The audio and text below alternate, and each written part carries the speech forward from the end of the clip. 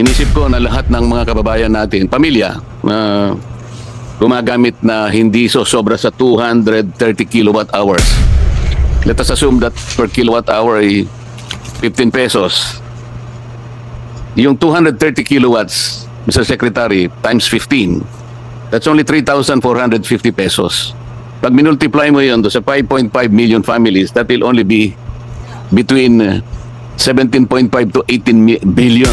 Kaya tama-tama yung AX mo eh. Alam mo kung bakit? Kasi sa akin practical ito eh. Diretso sa tao, walang makukurap along the way. Kasi ipakikita lang ng household eh. Sino ang umakay sa iyo, ilapit, kalad ka rin ka, bit-bitin ka sa isang organisasyon na sinaktan mo, pinaglaruan mo, ininsulto mo noon sa kolumn mo sa Inquirer? Giisip. Tama yung mga pinagagawa. Alam yung mga salitang, alam yung terminolohiyang pag-unawa sa kapwa, malawak na pag-unawa at marunong mag-unawa, pag-iintindi. Yun ang iyong pag-iisip dapat ng isang taong matino. Lahat naman tayo'y nagkakamali.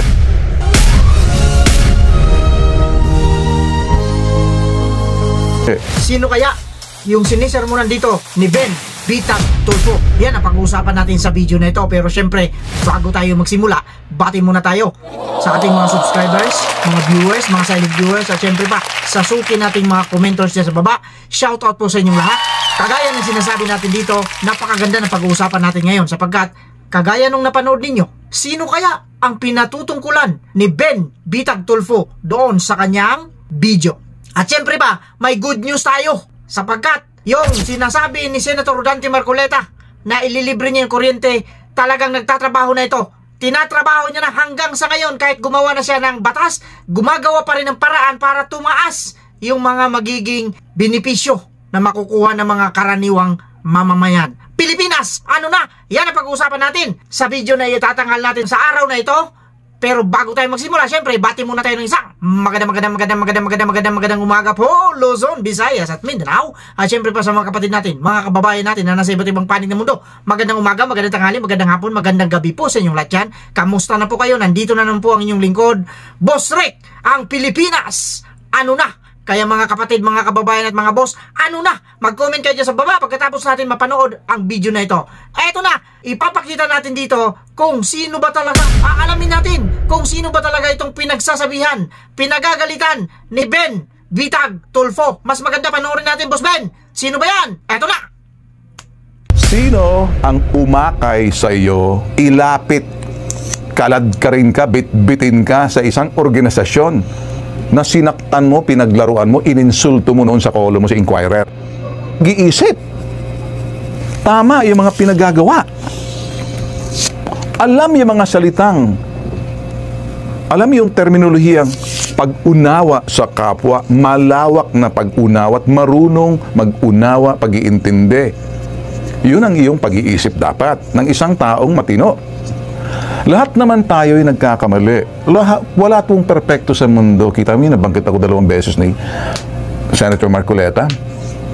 At yung pagbanggit niya, nagkamali siya doon. Nag-sorry naman.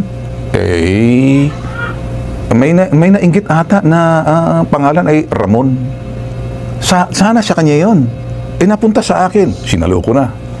Paano kung isang miyembro ng inyong pamilya o utol at medyo may edad pa, tanda pa sa'yo, asiwa yung mga pinagagawa, wala sa tama, wala sa hulog, at ang masahol, nananadya at alam ang kanyang ginagawa niya para makatawag ng pansin, mambuisit, manginis doon sa mga taong kanyang iniinis.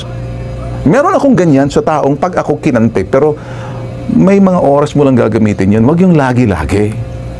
Ang ibig kong sabihin, sabihin na natin, miyembro ng pamilya mo yan, ate mo man yan, o kuya mo man yan, na pareho medyo asiwa. Wala na sa tama. Sino ang tatayo? Sino ang maglalagay sa kanya sa tama? Sino ang magsasabi sa kanya? Sino magtuturo sa kanya? Nakakatanda nga eh. Di ako, sino? Yung tinawag niyang tutubi, si Ben Tulfo, ako'y magmemensahe, nahihiya na po kami, kahit yung 2 senador. O minsan, Nahihirapan sila dahil kapwa senador, binabanatan niya. Hindi na sa trabaho, personal na. Gusto niya maging relevant. Para maging relevant, destructive na, paninira na, attack dito. That is destruction on the road to perdition. Kaya ako naninindigan. Isa sa ayos ko ang tama. Hindi ako magkukonsente. Makinig ka, Ramon. Nakakasakit ka na. Hindi sa amin. Nahihiya yung ibang mga utol mo sa Senado. Nahihiya yung iba kasi kuminsan yung dinadala mong apelyido sama-sama dahil doon sa pinagagawa mo. Paalala ko sa iyo. Sino ang umakay sa iyo, ilapit, kalad ka rin ka, bitbitin ka sa isang organisasyon na sinaktan mo, pinaglaruan mo, ininsulto mo noon sa kolumn mo sa Inquirer para kumbinsihin ka na humingi ka ng tawa dahil mali ang ginawa mo. Noon yun. Nakalimutan mo na ba? Sino nagsalba sa'yo? Yung organisasyon na wala namang ginawa sa'yo, hindi ka naman kaanib. Hindi mo naman naiintindihan kung paano ang kalang struktura bilang organisasyon o simbahan, iba yung kalang prinsipyo, doktrina na ginagalang ng mga miyembro, pero binabalahura mo ng panahong yon. Binabalik ko lang. The past does not equal the present, and I will give you a space and time to straighten up or get shipped out. Ginigising kita. Pinupukaw kita. Yung kapatid na tinawag mong, kapatid mo, utol mo, tinawag mong tutubi. Wala namang masama kung mukha akong tutubi. Okay lang naman sa akin. Baka nakalimutan mo. Buti nga, pinatawad ka ng organisasyon na yun eh. Buti nga kasi hanggang ngayon siguro, baka naghihimas ka pa ng matatabang malilimig na rehas sa loob ng selda. Paano mo malulusutan noon yun? Mula apare hanggang hulo, katakot-takot na, somon ang ginawa si sandamakmak. Ngayon, bilang kapatid mo that time, nakikita ko naman ang konsumido ka sa nangyari sa'yo. So, naawa ako, bilang isang kapatid, nakababata mo, nasabi ko sa'yo, sige, tatayo ako para tuwirin natin to. Umamin ka lang ng pagkakamali. Humingi ka ng sorry, kasi lahat naman tayo nagkakamali. Una, matigas ang ulo mo eh. Kinumbinsi kita. Hindi, ikaw nagkasala eh. Ba't ako hingi ng sorry? Tama ginawa ko. Tandaan mo to? Hindi. Pag mali ka, sasabihin ko sa'yo, kahit nakababatang kapatid mo ako, itutuwid kita. Kung feeling mo, Ramon, na ikay pogi, nothing will take that away from you. Hands down, pogi ka sa mga chicks mo. Kung may natitira pa. Kung may natitira pa, hati kayo na James S. Raul. Sino yan? Mga cameraman ko. Baka kasi mainggit sa'yo eh. Ngayon, umayos ka! Umayos ka, Ramon! Inumpisahan mo, Ramon, tatapusin ko yan. Now, nga buti pa, tumigil ka na. Bago tayo magbigay ng reaction dyan, panoorin pa natin itong isang video, kagaya ng sinasabi natin, itong si Senator Rodante Marcoleta talagang ayaw tumigil.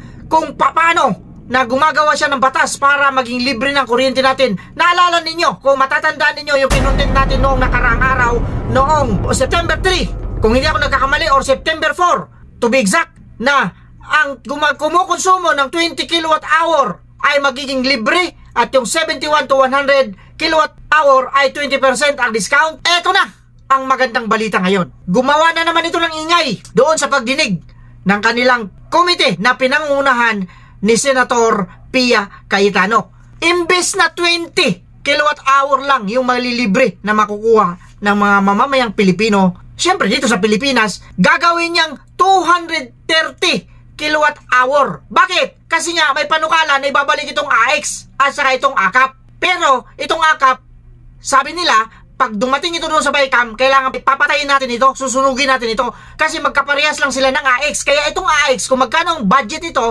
pasok doon sa sinasabi ni Senator Rodante Marcoleta na magiging 230 kilowatt hour ay libre na. Akalain ninyo ito yung magandang balita. Di ba? Kasi sabi niya rito, kung mas maganda siguro, panungurin muna natin ang video kasi mamaya magbibigay tayo ng reaksyon. Para man hindi tayo magkamali rito, baka sabihin nila mag-fake news na naman tayo rito. Bawal ang fake news dito, mga obob kayo. Eto, panoorin natin ang video. Senator Rodante Marcoleta, pasok po! Ang bill ko kasi, Mr. Secretary, Madam Chair, inisip ko na lahat ng mga kababayan natin, pamilya, gumagamit na hindi sobra sa 230 kilowatt hours. Let us assume that per kilowatt hour ay 15 pesos. yung 230 kilowatts, Mr. Secretary, times 15, that's only 3,450 pesos. Pag minultiply mo yun sa 5.5 million families, that will only be between 17.5 to 18 billion. Kaya tama-tama yung AX mo eh. Alam mo kung bakit? Kasi sa akin practical ito eh. Diretso sa tao, walang makukurap along the way. Kasi ipakikita lang ng household eh.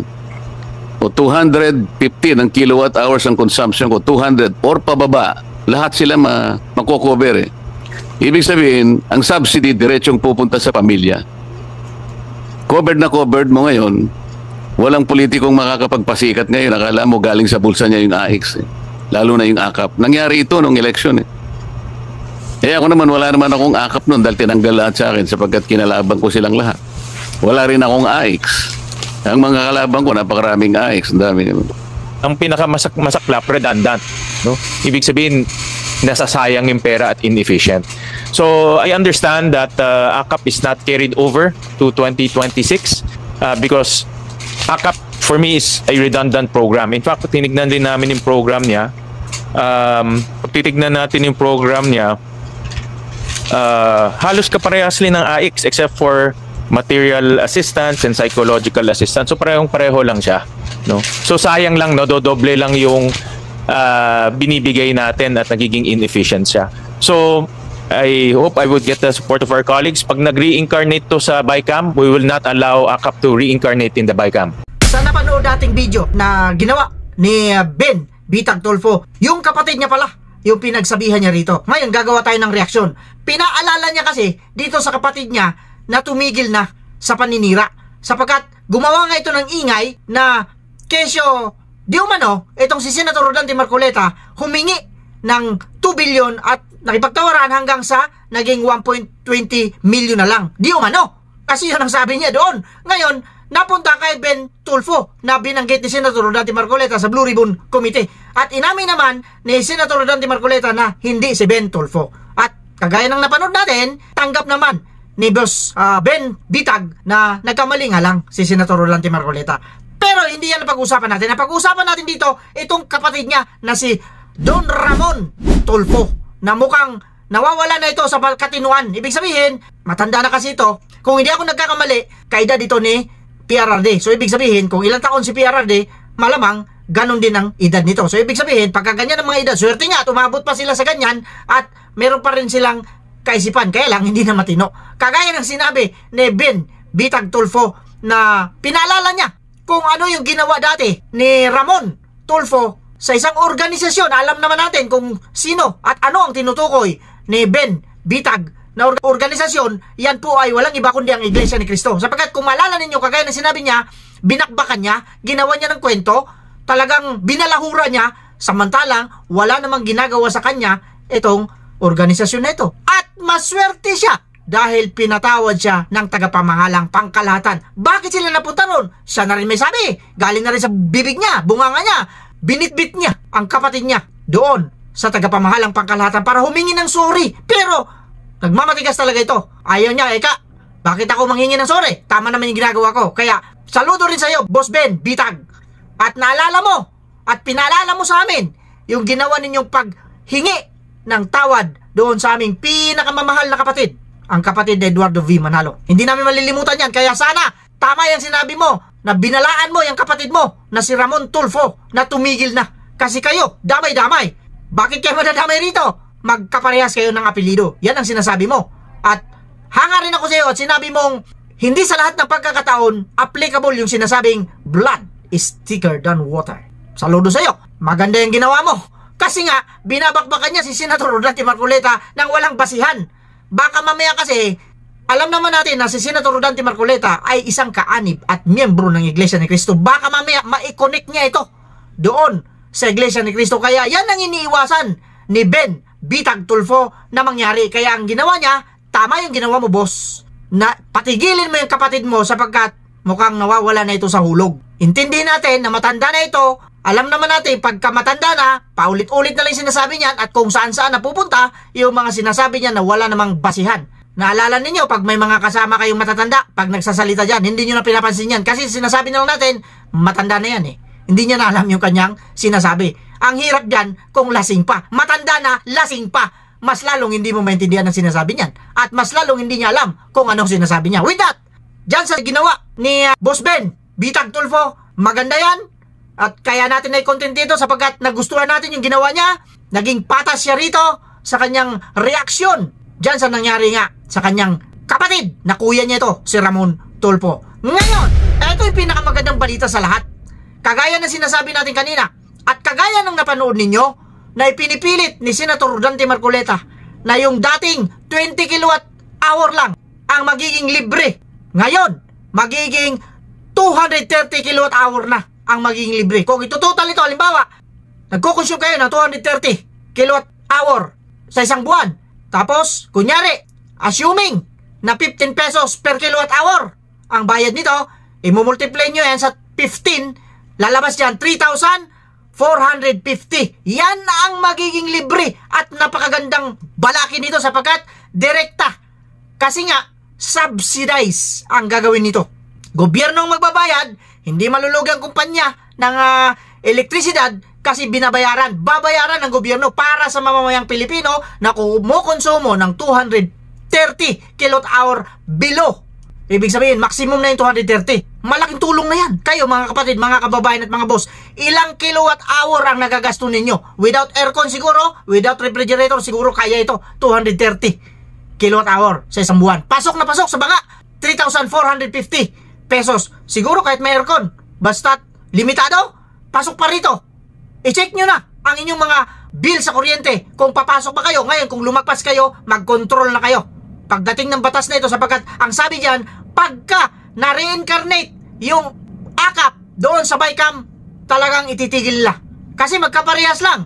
Halos magkaparehas lang. Kopyang-kopya. Yung policy ng AX at saka yung akap, halos magkaparehas. So, much better na itong AX ang piliin nila at itutumba nila itong akap para hindi na madoble ang gastos ng gobyerno. With that, sana po nabigyan ko kayo ng magandang balita simula dito sa panukala ng ating magiting, magaling, nagtatrabaho, talagang gagawin niya yung kanyang pangako noong panahon ng kampanya sapagkat kagaya na sinabi niya, hindi siya politiko, siya ay public servant. Sana po nag-enjoy kayo at mag-comment kayo dyan sa baba kung ano naman ang mga saloobin ninyo. With that, kagaya na sinasabi natin dito, mag-iingat tayong lahat. Puwera lang sa mga taong ob-ob.